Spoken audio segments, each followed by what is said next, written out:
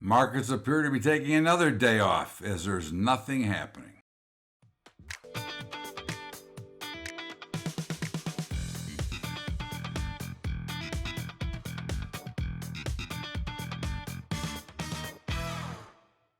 What's up, everybody? Welcome aboard to Bubba's Daily Update for Tuesday, the 17th of January. And after yesterday's Martin Luther King holiday, the markets, I guess, are still on holiday. They are just now turning positive after being, kind of negative. I mean, it's been really a very narrow range pretty much the entire time.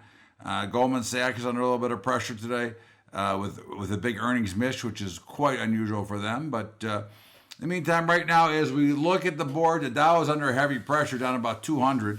But the NASDAQ is up, the S&P is up, and the Russell is almost flat. So we're long all four. Crude oil is charging higher once again, up about $1 and change, flirting with the just over $80 now, 81 and change. Gold and silver are both lower, and we're still short crude and long the metals.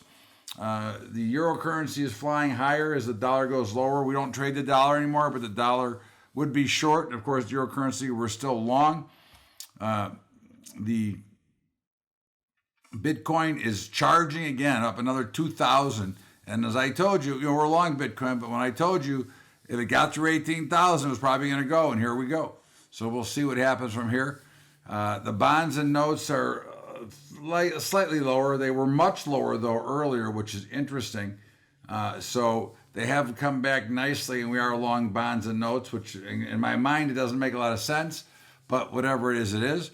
And in the copper is a little bit lower. We're still long, but it's had a hell of a move.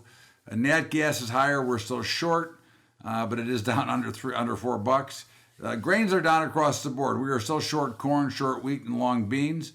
The cattle is slightly lower, and the hogs are slightly higher. Now we don't trade the proteins anymore, but we would be still long cattle and still short hogs. In the softs, cocoa is higher, we're long. Cotton is flat and we're short. Sugar is higher and we're short. OJ is flat and we're long. And coffee is down and we're short. And of course, we have to have a day of mourning for my Tampa Bay pick. It looks like Tom Brady should have retired at halftime yesterday, but hey, what the hell?